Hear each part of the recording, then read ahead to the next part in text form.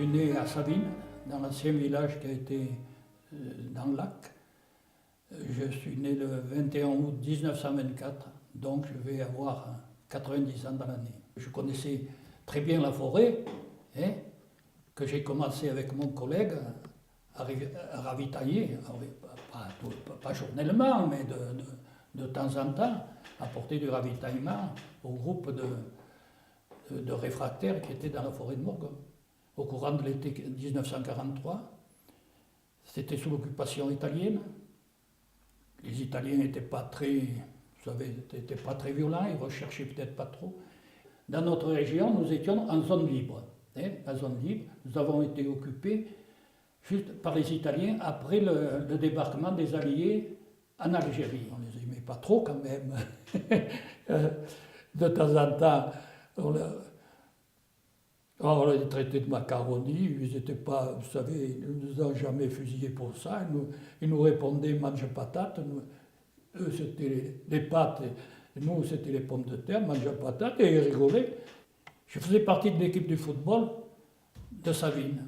Donc, le président était justement l'ingénieur des ponts et chaussées de Savines. Un jour, il me fait appeler, c'était dans les derniers matchs. Il me dit, je vais te confier une mission. Je sais que, avec ton collègue Jeannot, vous avez ravitaillé les réfractaires de Morgon, vous êtes en contact, peut-être moins maintenant, puisque cet hiver, ils ont passé l'hiver pas loin du village. Depuis longtemps, ils attendent un parachutage. Il faut monter à Morgon, avertir le groupe de préparer le bois pour les feux. Alors, j'ai marqué un peu mon inquiétude, tout seul là-haut, puis j'ai dit, ils ne vont pas me croire. Je ne te donne pas de papier, c'est verbal, tu dois monter là-haut. Non. Ah ben, à force, il m'a dit, tu n'as qu'à partir avec ton collègue Jeannot. Jeannot, c'était le gardien de but, j'étais l'ailier droit de l'équipe de football, il avait confiance en nous, nous étions du même âge. On est parti. Et c'est comme ça que je suis rentré dans la résistance. Le parachutage s'est effectué normalement, hein, à peut-être quelques heures de décalage, mais depuis que les maquisards l'attendaient, hein, ils n'étaient pas à quelques heures près. Donc il s'est bien effectué et il a été réceptionné par deux chefs de la résistance, M. Humbert qui était chef du maquis de Boscodon et M. Galetti qui était le grand chef derrière le chef départemental qui s'occupait de tout le Briançonnais. Quand on allait chercher les conteneurs, j'y suis allé 2 fois. La première fois, c'était très peu de temps après le parachutage. Donc le parachutage, c'était au mois de juin 1944. Et c'est là,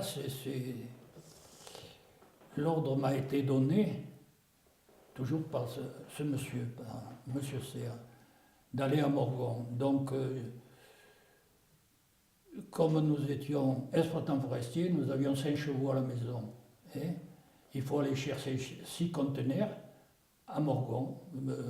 Antoine, qui était un peu le chef là-haut, vous dira lesquels il faut prendre. Bon, il fallait, pour descendre 6 conteneurs, il fallait deux traîneaux en bois. Et puis il fallait 2 conducteurs de chevaux, donc moi-même, et puis un autre camarade, toujours de ma classe, et il fallait quand même 2 personnes pour tenir le traîneau en bois dans la descente des comptes, pour pas que ça vienne taper au jarret des chevaux. Donc j'ai contacté mes collègues, Jeannot en premier, qui faisait équipe avec moi, un autre qui travaillait dans le bois, Raoul, qui menait le cheval, et le 4e, Léon, qui devait tenir quand ça glissait trop derrière, vous savez, parce que même les traîneaux en bois, sur les racines, à la descente, il fallait freiner, il n'y avait pas de frein, et que ça ne vienne pas taper dans les gérés. Nous sommes allés là-haut, on nous a dit de prendre ils avaient sorti dans les pierres de prendre ces 6 conteneurs. Et ils ont été réceptionnés, on nous a arrêtés, non pas les amener au village, mais je crois qu'ils nous l'avaient dit, hein, vous les laisserez. C'est M. Ivan, une personne qui était de la résistance, qui les réceptionnera. On les a enterrés dans des clapiers, c'est-à-dire des murets, vous voyez, des murets qui avaient des anciens champs à la lisière de la forêt. C'était facile pour les mettre là, on les a laissés là. Nous, on n'a pas demandé le pourquoi et le comment, hein, ils sont restés là. Et la deuxième fois que nous y sommes allés, c'était après le débarquement en Provence. Alors là, on a récupéré tous les conteneurs restants sur Morgon. Il faut dire que lors du premier parachutage, le groupe de M. Imbert, du maquis de Boscodon, en avait récupéré une partie. Quoique le maquis de Boscodon avait été entre-temps, vous voyez, on saute, peut-être je vais trop vite, je saute du coq à l'âne. Entre-temps, il avait été démantelé, il avait été trahi par une personne du groupe, et je crois qu'ils étaient une douzaine, ont été déportés. Je crois que j'ai oublié le plus important, mais le plus important, c'est-à-dire le seul acte de résistance vraiment qui s'est passé à Savines. C'est l'embuscade organisée par le lieutenant Mallet avec un lieutenant aussi, Casanova, qui était chef de maquis qui se trouvait à Pontis, contre un camion de la milice à Savines. Et même au jour d'aujourd'hui, on a encore un peu le grief de ne pas avoir pu y participer. Voilà comment ça s'est passé le matin de cette embuscade. Le lieutenant Mallet est passé chez moi. Il m'a dit, on va faire un coup de main, là. Je crois, il m'a expliqué. Sur la 94. Mais je ne peux pas, d'ailleurs on n'avait pas encore des armes, il y avait très peu d'armes. On ne pouvait pas y participer.